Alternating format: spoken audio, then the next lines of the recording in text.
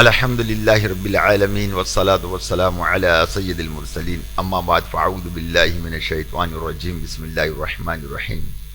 إن الله وملائكته يصلون على النبي يا أيها الذين آمنوا صلوا عليه وسلموا تسليما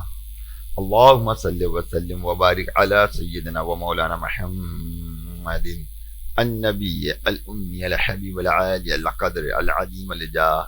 وعلى آله وصحابه وبارك وسلم صلاة وسلاما عليك يا سيدي يا سيدي يا مكي يا مدني يا عربي يا قريشي يا هاشمي يا ملجأ يا طبيبي يا كريم يا رسول الله.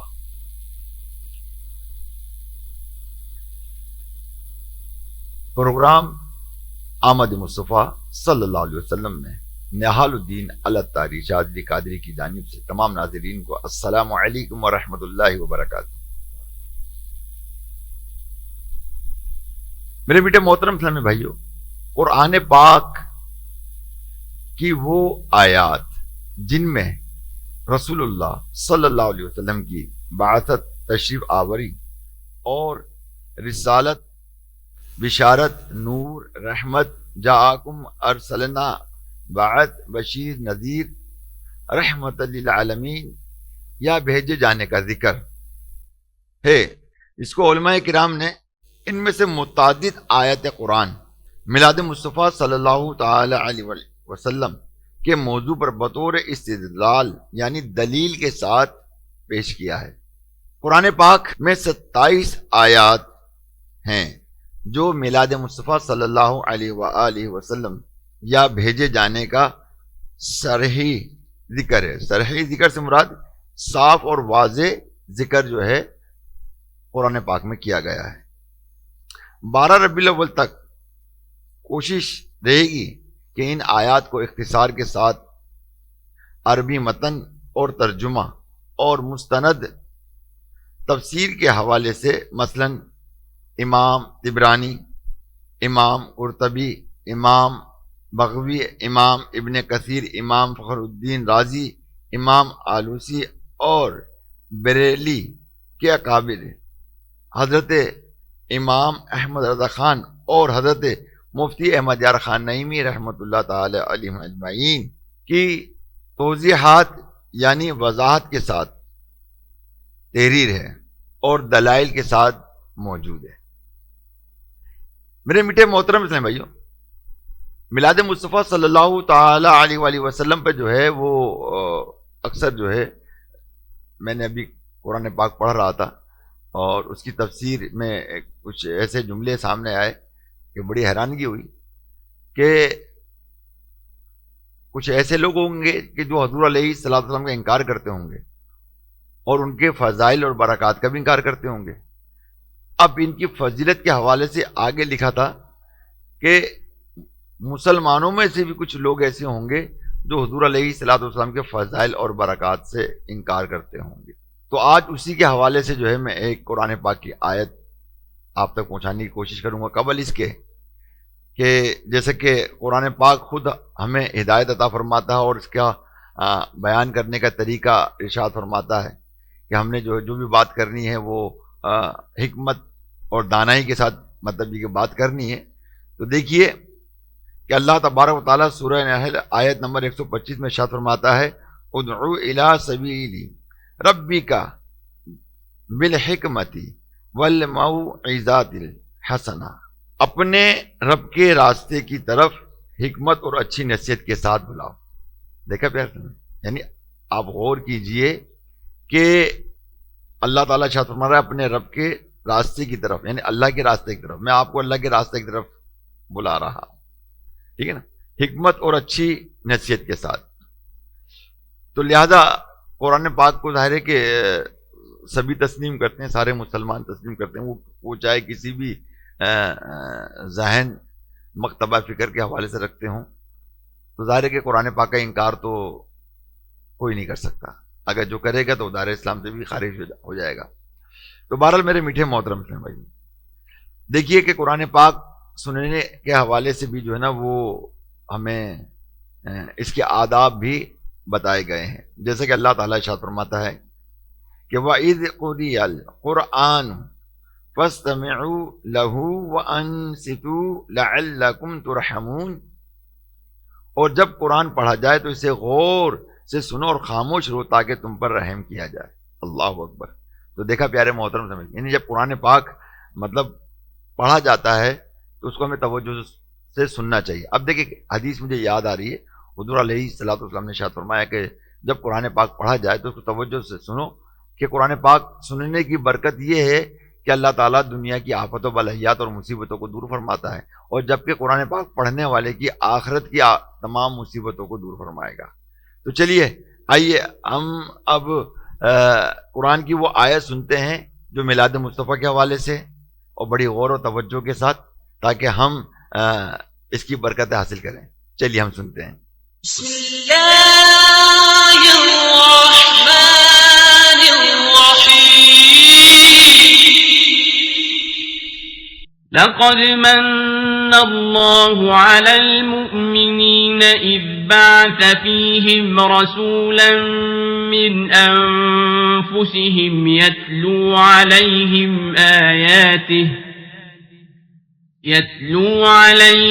آياته ويزكيهم ويعلمهم الكتاب والحكمة وإن كانوا من قبل لفي ضلال مبين۔ تو پیارے اسلامی بھائیو، جیسا کہ ابھی آپ نے قرآن پاک کی تلاوت سماعت فرمائی، اللہ تبارک و تعالی ارشاد فرماتا ہے ترجمہ کنز العرفان کہ بے شک اللہ نے ایمان والوں پر بڑا احسان فرمایا جب ان میں سے ایک رسول مبعوث فرمایا جو انہی میں سے ہے، وہ ان کے سامنے اللہ کی آیتیں تلاوت فرماتا ہے اور انہیں پاک کرتا ہے اور انہیں کتاب و حکمت کی تعلیم دیتا ہے، اگرچہ یہ لوگ اس سے پہلے یقیناً کھلی گمراہی میں پڑے ہوئے تھے۔ تو میرے میٹھے محترم بھائی، آپ نے دیکھا اور قرآن کی کا ترجمہ بھی آپ نے سنا، تو دیکھیے کہ اللہ تبارک و تعالیٰ نے کیا ارشاد فرمایا، ان میں سے ایک رسول مبعوث فرمایا، اور یہ مبعوث بھی حضور علیہ الصلوۃ والسلام کا میلاد کا ذکر ہے۔ یعنی میلاد کے دیکھیں سب سے پہلے میلاد کے معنی یعنی حضور علیہ الصلوۃ والسلام کے آنے اور بھیجے جانے ہے نا، یعنی ان کی آمد پر وہ آئے تو میلاد ہے نا، یعنی آنے کا ذکر کرنا جو ہے وہ میلاد کہلاتا ہے۔ اب ظاہر ہے سیرت مصطفیٰ بیان ہوتی ہے، حضور علیہ الصلوۃ والسلام کی شان بیان ہوتی ہے، جس میں ہم اس کی برکتیں حاصل کرتے ہیں۔ تو الحمدللہ یہ قرآن پاک کی آیت جو ہے ہمیں بتا رہی ہے۔ اب اس سے جو ہم اس کی تفسیر میں جاتے ہیں جو صراط الجنان کے اندر ہے کہ لقد من اللہ علی المؤمنین، کہ بے شک اللہ نے ایمان والوں پر بڑا احسان فرمایا جب ان میں ایک رسول مبعوث فرمایا جو انہی میں سے ہے، وہ ان کے سامنے اللہ کی آیت تلاوت فرماتا ہے اور انہیں پاک کرتا ہے اور انہیں کتاب اور حکمت کی تعلیم دیتا ہے، اگرچہ یہ لوگ اس سے پہلے یقیناً کھلی گمراہی میں پڑے ہوئے تھے۔ یہ محترم سمجھ دیکھا آپ نے کہ اللہ تبارک و تعالی نے کیا فرمایا اس آیت میں کہ ایک رسول مبعوث یعنی ایک رسول بھیجا، تو یہاں بھیجنے کا ذکر ہوا کہ اللہ نے بھیجا۔ اب یہ آیت قرآن پاک کی جو ہے یہ میلاد مصطفیٰ کی جو ہے آیت ہے۔ آئیے اس کی تفسیر کے حوالے سے صراط الجنان میں مطلب کیا ہے سنتے ہیں۔ لقد من اللہ علی المؤمنین، کہ بے شک اللہ نے تم ایمان والوں پر بڑا احسان فرمایا۔ عربی میں منت عظیم نعمت کو کہتے ہیں، مراد یہ کہ اللہ تعالیٰ نے عظیم احسان فرمایا کہ انہیں اپنا سب سے عظیم رسول عطا فرمایا۔ کیسا عظیم رسول عطا فرمایا کہ اپنی ولادت مبارک سے لے کر وصال مبارک تک اس کے بعد کے تمام زمانے میں اپنی امت پر مسلسل رحمت و شفقت کے دریا بہا رہے ہیں، بلکہ ہمارا تو وجود بھی حضور سید عالم صلی اللہ تعالی علیہ وسلم کے صدقہ سے ہے کہ اگر آپ صلی اللہ علیہ وسلم نہ ہوتے تو کائنات اور اس میں بسنے والے بھی وجود میں ہرگز نہ آتے۔ پیدائش مبارکہ کے وقت ہی آپ صلی اللہ علیہ وآلہ وسلم نے ہم امتیوں کو یاد فرمایا۔ شب معراج بھی رب العالمین عز و جل کی بارگاہ میں یاد فرمایا۔ وصال شریف کے بعد قبر انور میں اتارتے ہوئے بھی دیکھا گیا کہ حضور علیہ الصلوۃ والسلام کے لبہائے مبارکہ پر امت کی نجات و بخشش کی دعائیں تھیں۔ آرام دہ راتوں میں جب سارا جہاں محو سراحت ہوتا، وہ پیارے آقا حبیب خدا صلی اللہ تعالی علیہ وسلم اپنا بستر مبارک چھوڑ کر اللہ عز و جل کی بارگاہ میں ہم گناہ گاروں کے لیے دعا فرمایا کرتے۔ عمومی اور خصوصی دعائیں ہمارے حق میں فرماتے رہتے۔ قیامت کے دن جب سخت گرمی کے عالم میں شدید پیاس کے وقت رب قہار عز و جل کی بارگاہ میں ہمارے لیے سر سجدے میں رکھیں گے اور امت کی بخشش و درخواست کریں گے اور کہیں امتیوں کے نیکیوں کے پڑھلے بھاری کریں گے اور کہیں پل صراط سے سلامتی سے گزاریں گے، کہیں حوض کوثر سے سیراب کریں گے، کبھی جہنم میں گرے ہوئے امتیوں کو نکال رہے ہوں گے، کسی کے درجات بلند فرما رہے ہوں گے، خود روئیں گے اور ہمیں ہنسائیں گے، خود غمگین ہوں گے، ہمیں خوشیاں عطا فرمائیں گے، اپنے نورانی آنسوؤں سے امت کے گناہوں کو دھوئیں گے اور دنیا میں ہمیں قرآن دیا، ایمان دیا، خدا کا عرفان دیا، وہ چیزیں جن کے ہم قابل نہ تھے اپنے سایہ رحمت کے صدقے ہمیں عطا فرمایا، بلکہ ہمیں عطا فرمائیں۔ الغرض حضور سید عالم صلی اللہ تعالی علیہ وسلم کے احسانات اس قدر کثیر ہیں کہ انہیں شمار کرنا انسانی طاقت سے باہر ہے۔ اس آیت مبارکہ کے الفاظ کی وضاحت کے لیے سورہ بقرہ آیت نمبر 129 کی تفسیر بھی آپ دیکھیں انشاءاللہ۔ مفتی احمد یار خان نعیمی رحمۃ اللہ تعالی علیہ نے تفسیر نعیمی میں لکھتے ہیں، جلد 4 صفحہ نمبر 347 پر۔ میرے بیٹے محترم اسلامی بھائیوں، مفتی احمد یار خان نعیمی رحمۃ اللہ تعالی علیہ نے تفسیر نعیمی میں جلد 4 صفحہ نمبر 347 پر اس آیت کے حوالے سے اس آیت کا فائدہ کیا ہوا ہے نا، تو اس فائدے کے حوالے سے آپ لکھتے ہیں، حضور صلی اللہ علیہ وسلم کی تشریف آوری اللہ تعالیٰ کی تمام نعمتوں سے اعلیٰ نعمت ہے کہ رب تعالیٰ نے قرآن کریم میں کسی نعمت پر لفظ من نہیں فرمایا، صرف اس نعمت پر ہی فرمایا۔ وجہ ظاہر ہے کہ ساری دنیا کی نعمتیں فانی ہیں اور ایمان و عرفان وغیرہ باقی، اور یہ حضور انور صلی اللہ علیہ وآلہ وسلم ہی سے ملیں۔ نیز حضور صلی اللہ علیہ وسلم ساری نعمتوں کو نعمت بنانے والے ہیں کہ اگر اعضاء، اولاد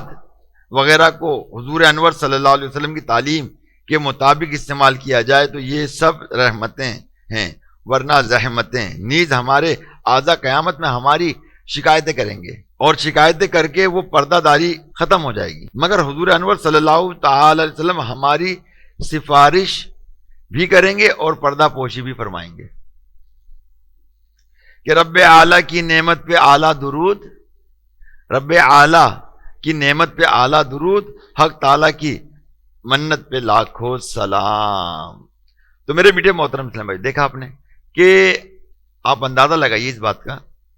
کہ قرآن پاک کی جو تفسیر ہم نے سنی اور حضور علیہ الصلوۃ والسلام نے ہمیں کیا کچھ عطا فرمایا،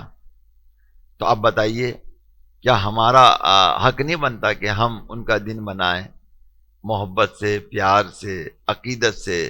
اب دیکھ، اگر دنیا کے اندر ہم کسی سے محبت کرتے ہیں نا، تو اگر اس کی کوئی خوشی ہوتی ہے تو ہم اس کی خوشیوں میں شامل ہوتے ہیں، اور اگر بعض ایسی بھی خوشیاں ہوتی ہیں کہ وہ خود تو شامل نہیں ہوتا مگر اس کے دوست احباب، رشتہ دار، دیگر لوگ شامل ہوتا ہیں۔ عام طور پر لوگ مطلب وہ سالگرہ کے حوالے سے اس کو وش کرتے ہیں یا اس کو پتہ ہی نہیں اس کا آج سالگرہ کا دن ہے، تو کیا کرتے ہیں کہ دوست احباب یا رشتہ دار یا کوئی بھی ہے وہ ان کے پاس جاتے ہیں، اور وہ خود تو کچھ نہیں کر رہا ہے، ٹھیک ہے نا، مگر دیگر حضرات جو ہے وہ کر رہے ہیں. ظاہر ہے کہ یہ تو فرض ہمارا بنتا ہے کہ ہم حضور علیہ الصلوۃ والسلام کی بارگاہ میں جو ہے مطلب میلاد مصطفیٰ کے حوالے سے جو ہے شکرانے کے طور پہ کچھ عبادت اور ریاضت کر کر ان کی بارگاہ میں نظر کریں، کیونکہ آپ دنیا میں تشریف لے کر آئے تو یہ ہمارے لیے تشریف لے کر آئے الحمدللہ، اور ہماری بخشش و مغفرت کے لیے تشریف لے کر آئے، ہمیں اللہ سے ملانے کے لیے تشریف لے کر آئے، ہمیں جنت دلانے کے لیے تشریف لے کر آئے، ہمارے گناہوں کی مغفرت کے لیے تشریف لے کر آئے. اور دیکھیے کہ اللہ تعالیٰ نے خود قرآن پاک میں ارشاد فرمایا نا اسی کے اندر ہی کہ جو میں نے ابھی آپ کو بتایا تھا کہ بھائی کہ لوگ جو ہے وہ کھلی گمراہی میں پڑے ہوئے تھے. ٹھیک ہے، اللہ تعالیٰ نے ان کی ہدایت کے لیے انہی میں سے ایک نبی کو بھیجا. اور وہ نبی کون تھے؟ وہ ہمارے آقا تاجدار مدینہ علیہ الصلوۃ والسلام تھے کہ جو حکمت کی باتیں ارشاد فرماتے، جو قرآن کی آیتوں کی تلاوت فرماتے اور امت کی اصلاح فرماتے. تو پیارے محترم اسلامی بھائیو، کہنے کا مقصد یہ ہے کہ آپ بتائیے کہ اس سے بڑھ کر اللہ تبارک و تعالیٰ کے اس امت پہ کیا فضل ہوگا، مجھے بتائیں. دیکھیں ایک طرف یہ قرآن کی آیت جو میں نے اسٹارٹنگ میں آپ کو اس کی تلاوت سنائی، ٹھیک ہے، اور اس کے اندر بتایا جا رہا ہے کہ یہ کھلی گمراہی میں پڑے ہوتے، ٹھیک ہے، مگر اللہ تعالیٰ نے ان پر بڑا احسان فرمایا. کیا فرمایا؟ بڑا احسان فرمایا. اب اتنا بڑا احسان فرمایا رب العالمین نے، تو ذرا غور کیجئے کہ پھر یہ ہمارے لیے مطلب اللہ تعالیٰ کا سب سے زیادہ مطلب یہ کہ یہ فضل نہیں ہوا تو کیا ہوا، مجھے بتائیے. اسی لیے تو اللہ تعالیٰ فرماتا ہے نا مطلب اپنے فضل کے حوالے سے کہ قل فضل اللہ وبرحمتہ فبذالک فلیفرحوا هو خیر مما یجمعون. تم فرماؤ اللہ ہی کے فضل اور اس کی رحمت اور اسی پر چاہے کہ خوشی کرے، وہ ان کے سب دھن دولت سے بہتر ہے. اب بتاؤ اس سے بڑھ کر کیا چیز ہے؟ نبی علیہ الصلوۃ والسلام کی آمد سے اس دنیا میں کوئی اس سے بڑا کوئی فضل ہے تو مجھے بتائیے آپ.